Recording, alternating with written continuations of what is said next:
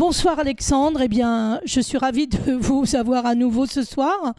Il nous manque une petite partie, on va dire la fin de notre podcast précédent, et nous en étions restés à une figure emblématique d'Israël, puisqu'il s'agit de Rana Aslan, qui était la première femme arabo-musulmane titrée, on va dire titrée, on peut dire titrée, en tout cas Miss oui. Israël en 1999. Qu'est-ce que vous pouvez nous dire sur cette femme ? Alors tout d'abord, rebonsoir. Effectivement, Oui. je vous laissais faire cette introduction qui résume finalement ce qu'on a parlé dans le podcast précédent. Bien Ça veut sûr. dire l'ascétisme d'Israël qui est toujours omniprésent. Donc en l'occurrence, oui, effectivement, une femme arabe musulmane qui à l'époque avait 21 ans, Oui. originaire de Haïfa, était élue Miss Israël à Tel Aviv, et elle avait déclaré à la presse: je suis totalement israélienne et je ne me pose pas la question de savoir si je suis arabe ou juive. Il voulait une reine de beauté, pas une reine politique. Et c'est vrai que cette phrase, elle a fait la une de nombreux magazines parce qu'elle résumait en elle seule l'identité d'Israël qui se partage en différentes ethnies qui peuvent être très complémentaires. Oui, tout à fait. En effet, Israël, comme on le disait d'ailleurs précédemment dans l'autre partie de l'émission, la première, on représentait, en fait, Israël représente plusieurs ethnies et il n'est pas étonnant que nos différentes Miss Israël représentent aussi différentes religions et différentes personnalités. Et puis, il y en a une que j'apprécierais vraiment qu'on puisse parler, c'est de notre Superwoman, notre Wonder Woman. Et j'aimerais bien que vous nous parliez de cette Miss Israël qui était assez particulière et qui encore a une très grande influence dans le monde des arts. Oui, alors c'était en 2004. Oui, Il tout à s'agit fait. de Gal Gadot, qui est une vraie star en Israël. Tout à Elle fait. était une vraie star déjà au niveau du petit écran, puisque tout le monde connaît cette série de films à succès Fast and Furious, où elle Oui. jouait le rôle de Gisèle Yassar. Donc cette interprétation en a fait une vedette très très populaire. Elle l'a propulsée dans la lumière du 7e art, où elle avait déjà brillé, parce qu'elle a été en 2012 comment dirais-je, classée aussi Cinquième place des 50 femmes.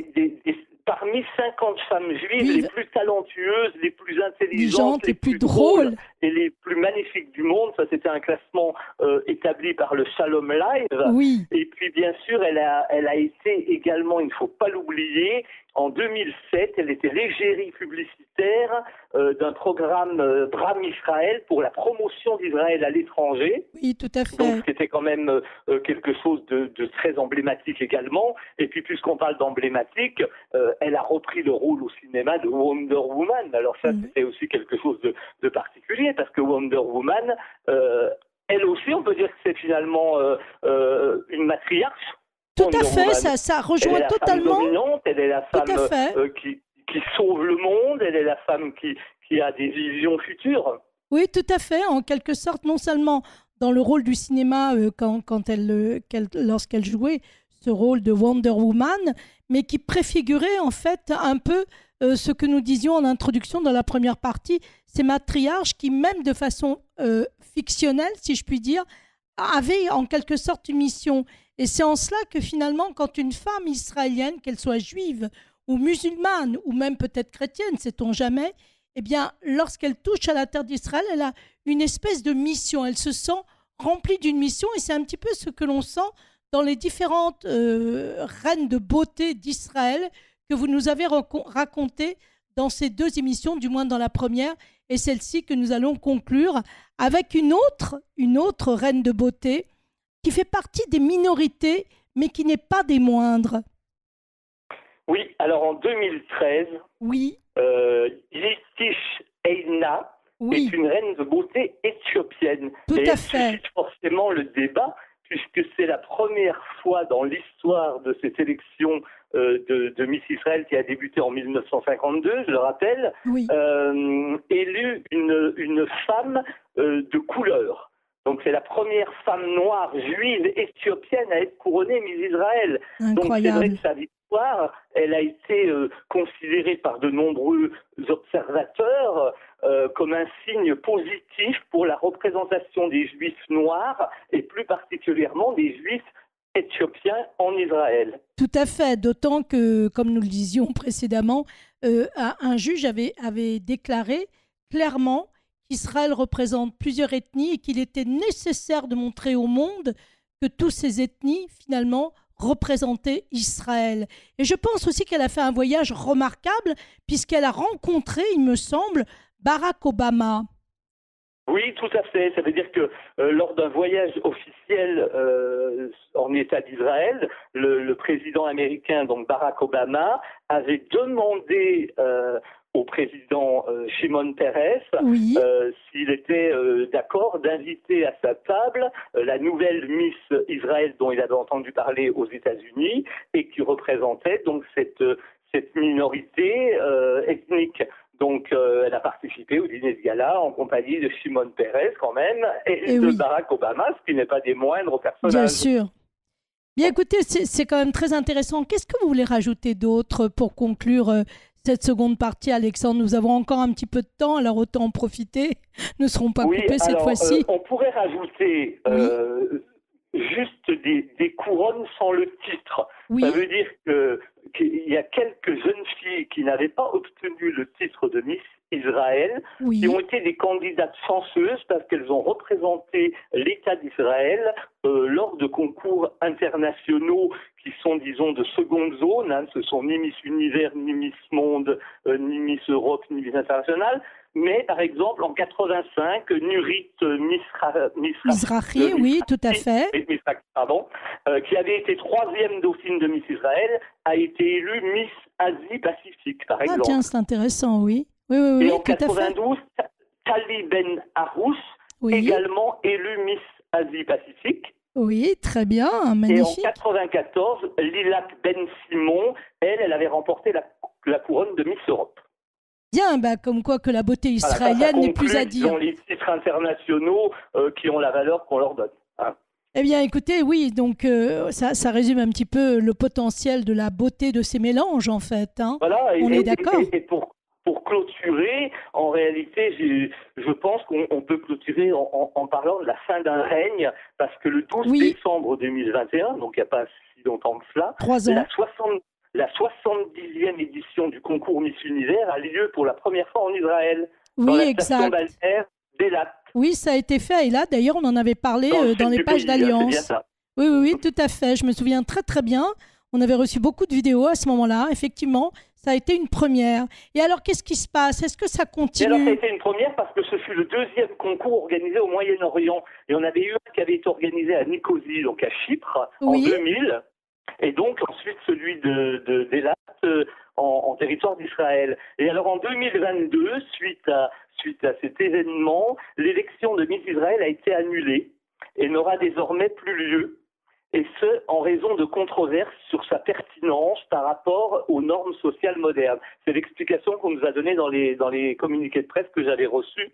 Alors, bien entendu, il y a plus ou moins maintenant des personnages ou des personnes parallèles qui essayent de remonter l'élection, une année oui, une année non, mais ça n'a plus l'officialisation d'avant, parce que ce qui se passe dans ces concours de beauté, quand vous participez à des concours de niveau comme Miss Monde ou Miss Univers, il faut des licences qui coûtent très cher. D'accord. Donc les gens n'ont pas toujours les moyens, les comités, de pouvoir faire participer leurs candidats. Vous êtes en train de dire en fait que c'est Israël qui n'aurait peut-être pas eu les moyens d'obtenir ces licences, ou pensez-vous qu'il y a une autre raison plus ou moins acceptable Je pense qu'il y a un peu des deux, il y a un mélange des deux, et puis il y a également des approbations des deux côtés. Ça veut dire que les comités Miss Monde et Miss Univers, vous savez, ça fonctionne un peu quand on parlait comme l'Eurovision, hein, c'est des grosses machines de guerre. Bien sûr, donc ils sont attachés à beaucoup de principes. Il faut quand même beaucoup de conditions pour obtenir la licence. Il n'y a pas seulement une histoire d'argent. Oui, mais enfin, c'est quand même surprenant que depuis 1951-1952, on aurait eu cette licence et que, étrangement, dans les années 2022-2023, ce soit suspendu. Ce qui est étonnant, en revanche, c'est qu'on n'ait pas entendu des réclamations de la part de l'État d'Israël réclamant le droit d'avoir cette licence. Donc je pense que ça a arrangé aussi le gouvernement israélien de ne plus participer. Après ça, on n'a pas eu d'informations, si vous voulez, complémentaires concernant ça, mais quand vous parlez de 1951 ou 52, il faut savoir aussi qu'à l'époque, les réglementations et les règles n'étaient absolument pas les mêmes, les compétitions n'étaient pas au même niveau, Bien sûr. même au niveau je parle de la notoriété, qu'elle soit publique ou médiatique, et surtout au niveau, à nouveau, là, on va reparler économiquement, mais on est dans un monde où l'argent fait tourner le monde, là, comme on peut dire, et donc ces élections aujourd'hui coûtent très cher avec des récompenses. Une fille qui est élue Miss Univers, elle gagne beaucoup d'argent, sa carrière elle est faite, quoi. Je veux dire, bien elle sûr, gagne de l'argent en espèces, elle gagne un appartement, etc. Voilà, c'était pas le cas à l'époque. Hein, oui, voilà. mais enfin, le 12 décembre 2021, vous dites 70e édition du concours Miss Univers en Israël. On avait les moyens de réaliser donc ce concours en Israël à Eilat, et soudainement plus rien. Alors la question qui se pose, et franchement je la pose au plus haut niveau, pourquoi? Que s'est-il passé entre cette année-là, 2021, à aujourd'hui? Alors aujourd'hui, oui, on pourrait imaginer que ça soit suspendu pour les raisons que l'on connaît, la guerre, l'actualité, mais entre 2021... Alors après, oui sous toute réserve, parce bien que sûr. dans la vie, il faut avoir des parenthèses, il peut y avoir effectivement des causes liées à la politique. Tout est toujours géopolitique. Oui, donc, mais si c'est lié aux politiques, on peut comprendre ce qui a pu se passer, mais je suis étonnée du silence côté israélien, parce que c'est un très joli concours, et comme on en parlait dans la première partie, ces femmes se sont engagées quelque part vis-à-vis de leur pays, elles ont représenté leur pays, et elles ont contribué aussi. Donc c'est un petit peu dommage d'avoir soudainement interrompu, comme si, encore une fois, Israël était encore à part, encore un peu atypique, et qu'il n'aurait pas le droit d'avoir tous les concours de tous les pays. Et ça, c'est assez étrange, puisque, comme vous le disiez, en 2021, on y avait le droit, et puis soudainement, plus rien, silence total. Et encore une fois, l'État d'Israël n'a pas manifesté aucune revendication pour redémarrer ce concours. Peut-être qu'il serait utile après la guerre, en tout cas, puisque aujourd'hui, comme vous le savez, on a signé un cessez-le-feu. Donc, on va espérer que la paix arrive. Eh bien, on va espérer qu'à partir de cette paix fragile, eh bien, le concours va pouvoir revenir avec de très, très, très jolies femmes, comme on en a beaucoup en Israël, de très jolies jeunes filles. Qu'en pensez-vous, Alexandre? Je pense exactement ce que vous venez de dire, et je terminerai en disant que ce que je dis tout le temps, Israël personnellement m'a adopté. Je ne suis pas de confession juive, mais j'ai un amour profond pour ce pays qui a toujours un point d'interrogation, ce point d'interrogation qui étonne, qui perturbe parfois par ses engagements, par ses envies, par cette volonté de toujours aller et encore plus loin, et de parfois nous donner des leçons qui sont aussi des leçons de vie. Et il y a beaucoup de gens qui malheureusement ne comprennent pas toujours les volontés des autres peuples, parce qu'ils n'ont pas la même philosophie, ils n'ont pas la même histoire. Ils n'ont pas la même histoire, voilà, oui, on va dire qu'ils n'ont pas la même histoire. Israël s'est créé, c'est une nation neuve, nouvelle, qui s'est créée et qui a besoin d'exister et de montrer que avec tous les efforts qu'elle a fait au cours des siècles, son peuple est toujours présent, et qu'il faut compter avec Israël. Israël n'est pas à part, Israël est avec les autres pays. Et je pense que c'est ça le plus important. On est tous ensemble, avec nos différences. Merci beaucoup. C'est très touchant ce que vous dites, Alexandre. Je vous remercie infiniment, et j'espère qu'on aura très rapidement l'occasion d'avoir un nouvel échange, un nouveau dialogue, un nouveau podcast. Et pour ce soir, eh bien, je vous dis merci d'être revenu et d'avoir accepté de faire la suite de cette émission.